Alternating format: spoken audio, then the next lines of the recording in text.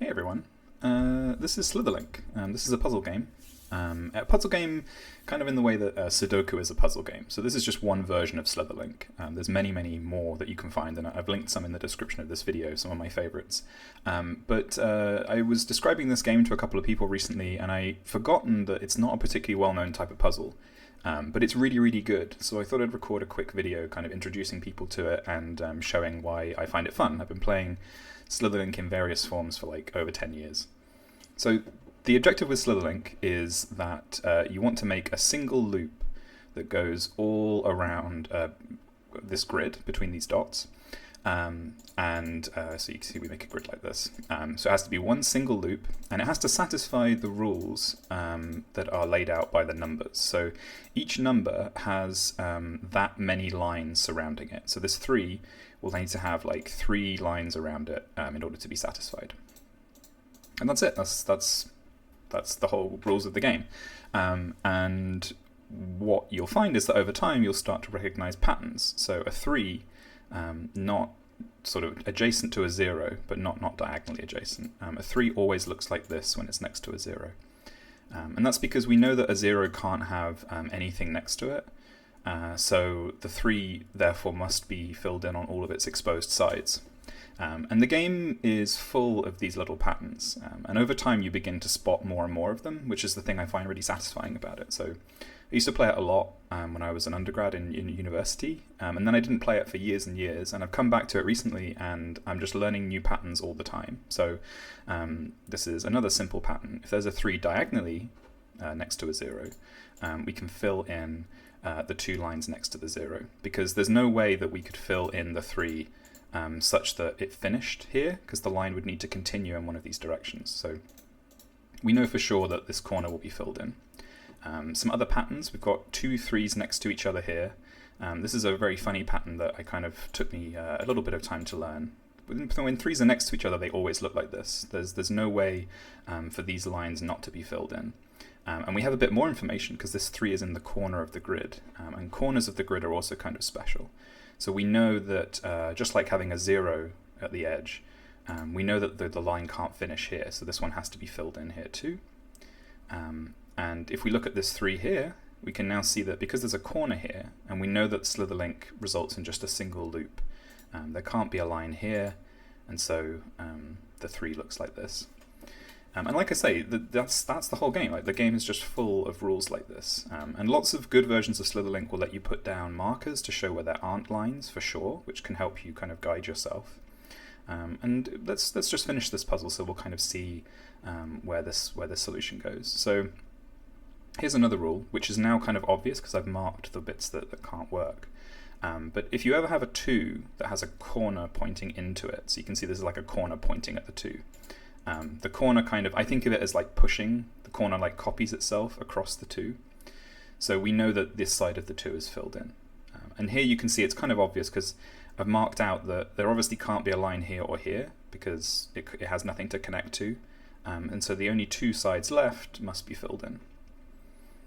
Line can't go off the edge of the board, so it's got to go up this way. And now this 2 has 2 lines next to it, so it's already satisfied. So we know that these 2 are blocked off as well. And that means these lines have to go up because there's nowhere else for them to go. That means this 2 has 2 lines next to it.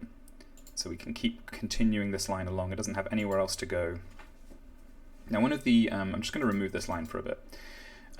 Whenever a line meets a 3 like this on the edge, we know that 3 sides of this 3 have to be filled in, right?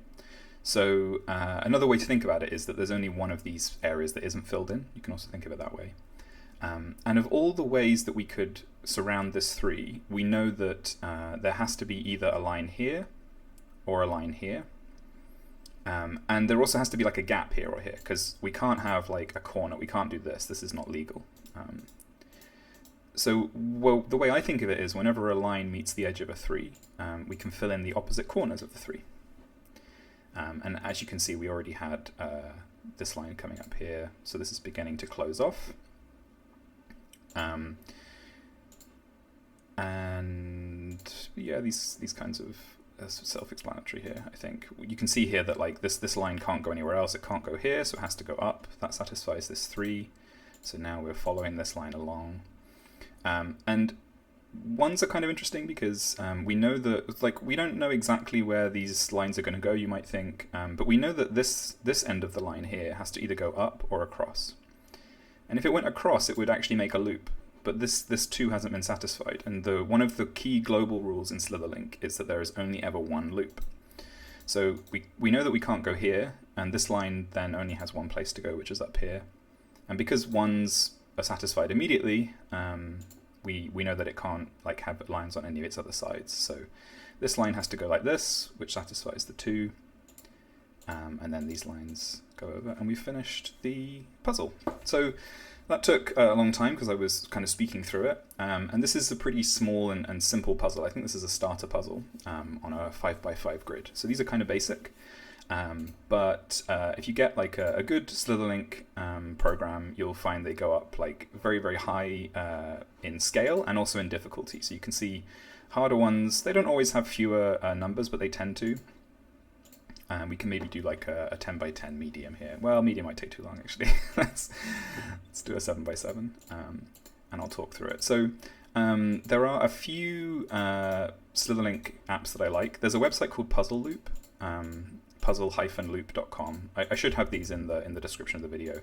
Puzzle Loop's really nice because it also allows you to print them out. So it's a very basic, it has a very basic interface, but it looks like it's. I used to print them out at like university and then do them in lectures, which is really cool because you can like generate these huge grids. And that's another thing that I like about the game is that you can produce these really big grids that aren't very difficult. So there's like 2 ways that you can make a puzzle hard. You can make it hard in terms of the actual challenge of the logic involved, or you can make it hard in terms of the scale of the puzzle.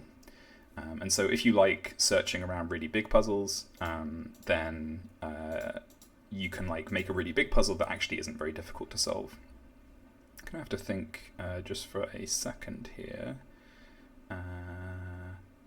Don't think we like that route. Yeah, that looks better.